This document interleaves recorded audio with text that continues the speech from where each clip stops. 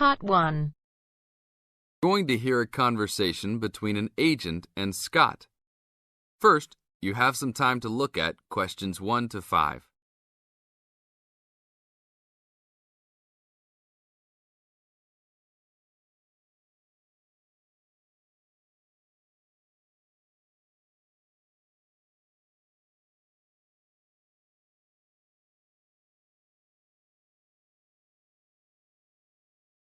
Now listen to the tape and answer the questions. Howdy, what can I do for you? I'm here to ship some things back to China. Okay, we can do that. Shipping things back, eh? Have you lived there before? Yeah, I lived there for 3 years and came back 2 years ago. Now I'm going back to start my own business. Really? Did you ship things with us last time? No, I used a Chinese shipping agency. Well, I'll just let you know that rates have changed recently. So I don't know if they'll be comparable to what you paid before. It doesn't matter to me. My company's paying for it. Aha, then it's nothing off your skin, right? Okay, I'll need your name and where you need to go to pick up the items to be shipped. My name is Scott Linder, Linder, and I live in upstate New York, Saratoga Springs. Oh, sure, I know that place. I go to the races there. Great town. What's the zip there again? 770425. And the street address is 412 West Lake Road. 770425 Westlake, got it. And how big of a container are you going to be looking for? Well, I didn't have a container last time, and I don't think I'll need one this time. I think that I'll have about 6 cubic meters. We can get a subsection of a container then. How big is that? It's 2 meters wide and 3 meters long.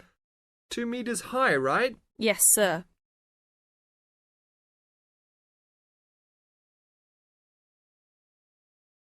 Now look at questions 6 to 10.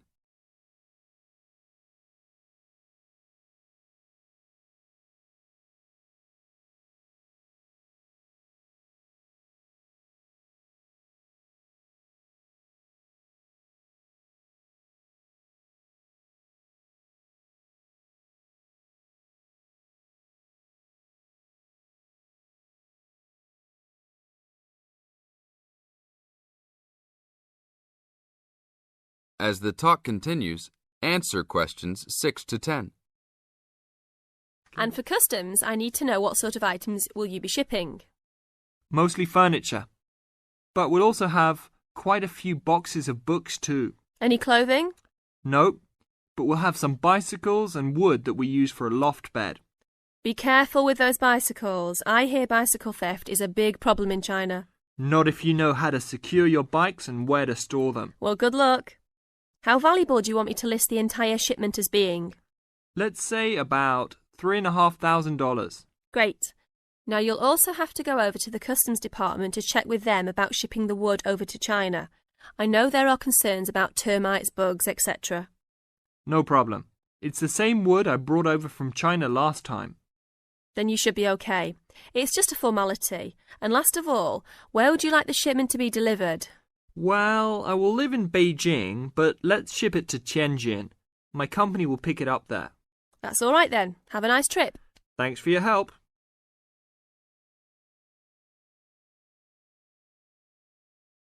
That is the end of part 1. You now have half a minute to check your answers.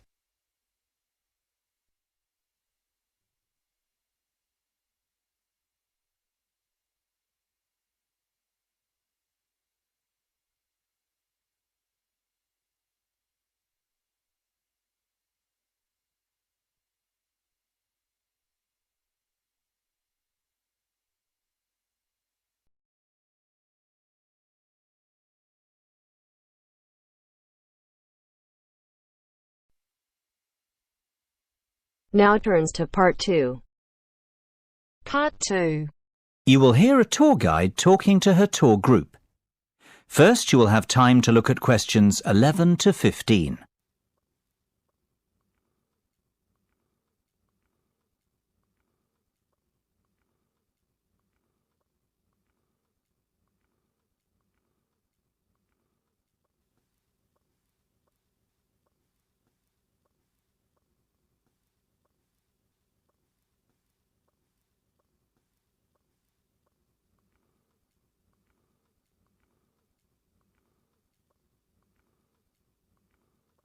Now listen carefully and answer questions 11 to 15. Well, we certainly have a busy day ahead of us, so let's get started, shall we? You'll find a map of the museum with the itinerary I've just handed out. The museum's our first port of call, so let's have a look at the map now. The door on the right of the entrance hall leads into the gift shop and ticket centre. Once we pick up our entrance tickets, I'd ask everyone to deposit their bags and coats in the cloakroom, which is located towards the back of the gift shop and ticket centre. If you want to pick up an information leaflet, you can approach the information desk situated along the right-hand side. Now, once you come back into the entrance hall, the door on the opposite side to the gift shop leads into the art gallery. There is a special exhibition on there at the moment which is not to be missed. If you continue on up the entrance hallway, that leads into the main exhibition centre. At the back left-hand side, there are some toilets. Beside the toilets, you'll find the 3D theatre. I strongly recommend that you make time for the 30-minute presentation in the theatre. It is well worth a viewing. Running along the right-hand side of the main exhibition centre is the Modern Art Studio. Here, not only can you view some of the most famous works of the 20th century, but you can also sit in on a workshop run by a local artist. So, that's the art museum. Before you hear the rest of the discussion, you have some time to look at questions 16 to 20.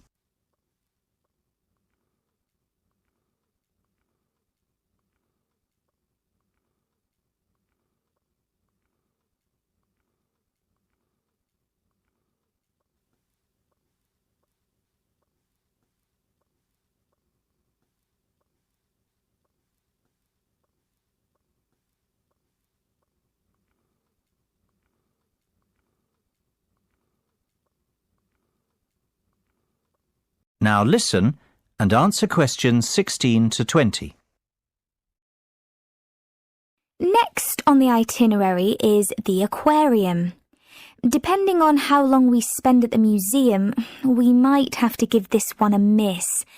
It's not what I'd call a highlight of the day, but it would be a shame if we didn't get to see it, as it's en route to the Solheim Country Club, where we're booked in for lunch at 1 o'clock. Originally, we had planned to stop off at the Milltown Winery afterwards, but we've had to scrap that plan. Otherwise, we'd never get to the zoological gardens before closing time. We have pre-booked the gardens and must be there by 2:30, so no dilly-dallying please after lunch. Straight back onto the bus. The gardens close at 3:30, so we've an hour there, which should give us ample time to look around. Time allowing, we'll stop off at the famous Stout Brewery after that, if traffic isn't too heavy, and we're in Lincoln before 5. If not, we'll head straight for the National Concert Hall, where you're in for a real treat of an evening, with a performance from the world-renowned cellist, Andrei Borovsky. We have to be in our seats by 6:30 sharp. After that, it's back to the hotel for the night, where a buffet meal will be waiting for us at 8:30, or whenever we get back. That is the end of part 2. You now have half a minute to check your answers.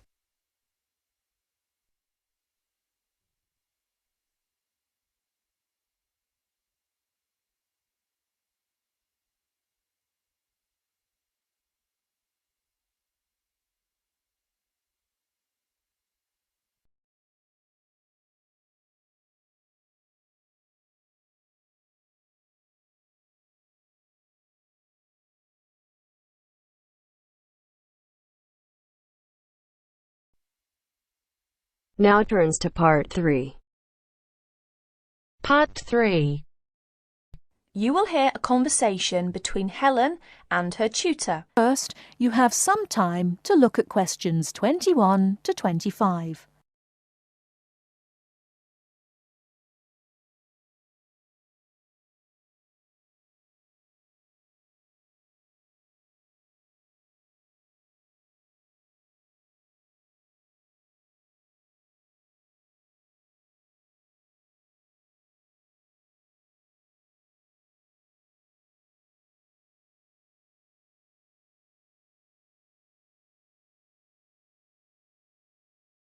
Now listen carefully and answer questions 21 to 25. Come in. Ah, it's you, Helen. What can I do for you? Well, it's about that essay on non-verbal communication. I'd like a bit of advice, if that's all right. By all means. That's what I'm here for. How can I help you? It's about that survey you asked us to carry out about body language. Oh, yes. I asked you to investigate what sort of touching is permissible between friends of the same sex and friends of the opposite sex. That's it. And then you wanted us to go on to compare the answers we obtained from people from our own culture with the answers of people from other cultures. Well, that shouldn't be too difficult. There are students here from dozens of cultures, including Asia and the Middle East. Go and ask them. That's the problem. I'm not sure how to word the questions. Before you hear the rest of the talk, you have some time to look at questions 26 to 30.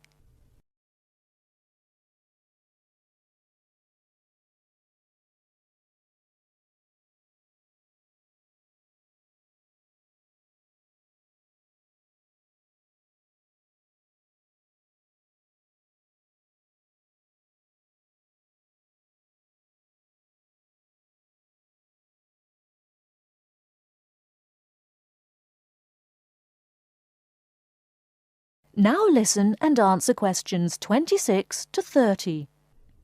Go and ask them. That's the problem. I'm not sure how to word the questions. I think I've got far too many. People don't want to be bothered answering them all. Is that the list of questions you have with you? Let's have a look. I see. Your basic idea is fine. You've got a checklist of the parts of the body we mostly use to touch people with, and a checklist of the parts of other people's bodies that we usually touch. But you don't have to go right through the list asking a separate question about each item. You can make your questionnaire much shorter if you ask open questions. Open questions? What are they? Sometimes we call them WH questions. What, when, where. Those are examples. Oh, I see. Yes, we learned about them in grammar. I hadn't realised how useful they'd turn out to be. I could just ask one open question about each subject and tick the answers I receive. That's right. Now, let's have a look at the list of parts of the body you're going to ask about. I see. You've got the head, arm and hand, and, oh, it's over the page, the back, leg and foot. What about the shoulder and the thigh? They're important areas, and there are some others you should include too. Oh, yes, of course. I was in a rush and forgot those. What about asking people how they feel about being touched? Surely it's hard for people to put that sort of feeling into words. Yes, you're right. That's why it's essential to work out a rating scale for each response. Can you tell me a bit about how to use rating scales? Well, there's no way to measure how strongly a person feels about something, of course. All we can go on is what they report about their feelings. So what we do is offering them choices of ways to express how they feel. Very strongly, strongly, or not at all. That would be an example of a rating scale. In this case, as your survey is only a small trial sample, I suggest you use that 3-point rating scale I've just described. Very strongly, strongly, or not at all. That'll be enough to enable you to draw some broad conclusions. You may go on to refine your survey later if you decide to specialise in the study of non-verbal aspects of behaviour. Thank you. I'm much clearer now. Could I ask you one last question? I'm afraid I've got a brain like a sieve, but I just can't remember the technical term you told us for the study of touch. It sounded like happy, but of course it isn't. Oh, you mean haptics. Haptics. Of course, haptics. That's it. Happy to be of service. That is the end of part 3. You now have half a minute to check your answers.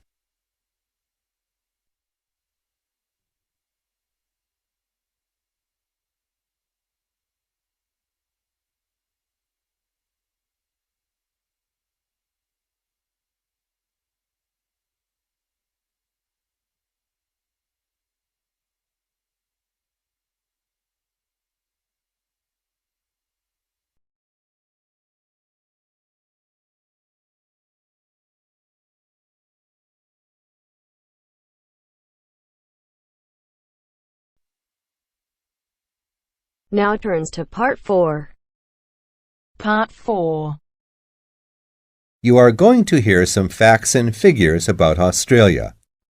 First, you have some time to look at questions 31 to 40.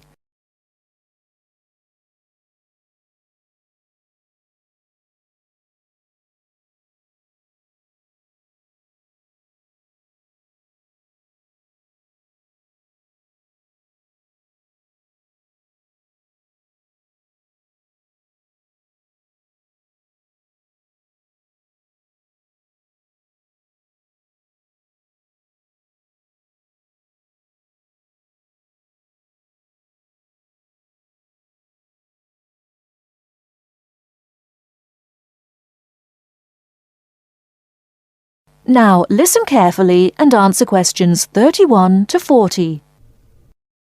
Now I should tell you that the country of Australia is made up of 6 states and 2 territories. These are the Australian Capital Territory, New South Wales, the Northern Territory, Queensland, South Australia, Tasmania, Victoria, and Western Australia. The national capital is Canberra. Right, let's turn to the Australian economy. Australia has a prosperous Western-style capitalist economy. Australia is a major exporter of agricultural products, minerals, metals, and fossil fuels. Commodity prices have a big impact on the economy. Australia suffered from the low growth and high unemployment typical of the OECD countries in the early 1990s, but the economy has expanded at reasonably steady rates in recent years. In addition to high unemployment, short-term economic problems include how to balance output and inflation and how to stimulate exports. The economy is made up like this: agriculture, 3.1%, industry, 27.7%, services, 69.2%. The labor force has a similar pattern. The total labor force is 8.2 million. 34% work in finance and services, 23% work in public and community services, 20% work in the wholesale and retail trade, 17% work in manufacturing and industry, and 6% work in agriculture. What are the chief industries of Australia? They are mining, industrial, and transport equipment, food processing, chemicals, and steel. What are Australia's main agricultural products? They are wheat, barley, sugarcane, fruit, cattle, sheep, and poultry. And who do we sell our products to? At present, our chief export market is Japan, which takes 24% of our exports. After that, South Korea takes 8%, and New Zealand and the U.S. each take 7%. In years to come, however, we expect China to become a significant trade partner. China already supplies 5% of Australia's imports. This is the same amount as New Zealand. Meanwhile, we take 1/5, in fact 22% of our imports from the U.S., 17% from Japan, and 6% from the UK. So what sort of things does Australia import? Well, we import a lot of machinery and transport equipment, especially computers and office machines, also telecommunications equipment, and in addition we have to import oil and petroleum products. So let's move to the subject of communications in Australia. We have an estimated 8.7 million telephones and 9.2 million televisions. There are some 134 television broadcast stations and 325 radio stations. The related subject of transport is naturally very important in such a big country as Australia. Let's look at highways first. There are 2 kinds of highways, paved and unpaved. Paved highways are regular roads with a permanent surface. But actually, we have more unpaved highways, around 60%, than paved. when all the country roads are included. In addition, Australia has a railway network of over 38,000 kilometers. But you'll probably find it hard to believe how many airports we've got. 10? 20? 50? No, the total is 443. Of course, this includes many short runways on farms and in the outback. There are only 9 airports with runways of more than 3,000 meters.